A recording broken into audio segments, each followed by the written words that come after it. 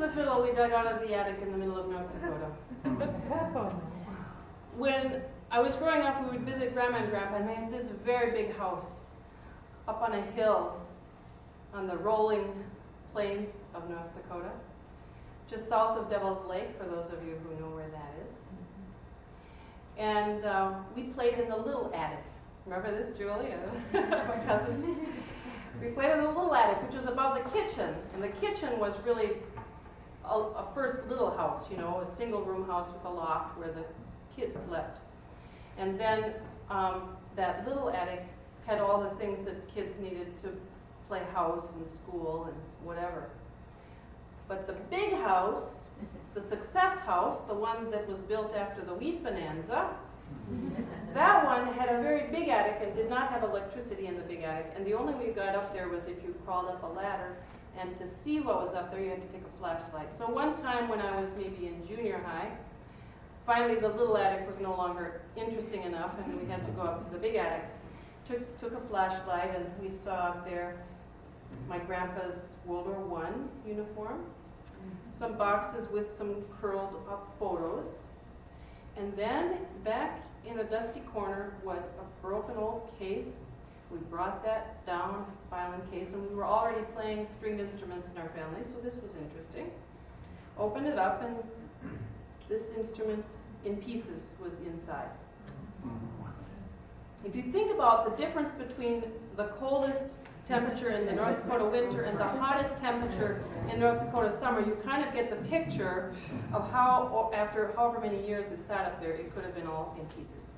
We brought it to a luthier in probably in Grand Forks and had it put back together, and it hung on the wall in our living room on the farm in Crookston, where I grew up, Crookston, Minnesota.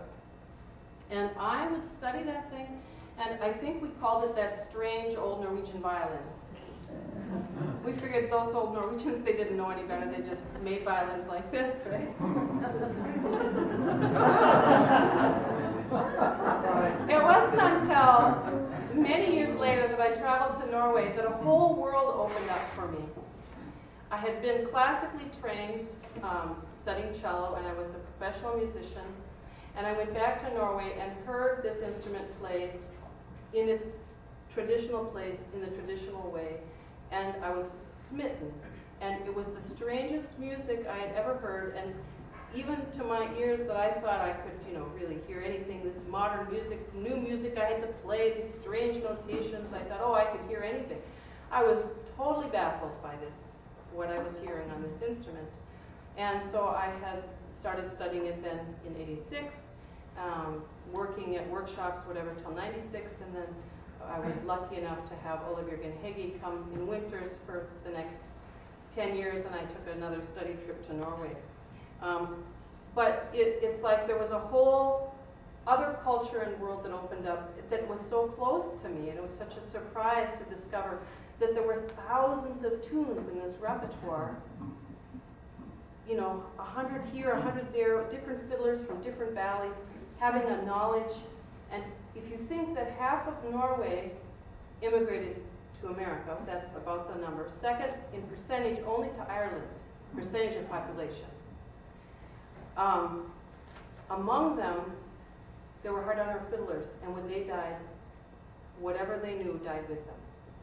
And there are Norwegian fiddlers back in Norway who are pining for the music that must be here in America. They come out and they search in nooks and crannies for the music. And sadly, one of the sad things about immigration is that the next generation, the first generation wants them to succeed here in America. No, don't speak Norwegian. No, don't learn that music.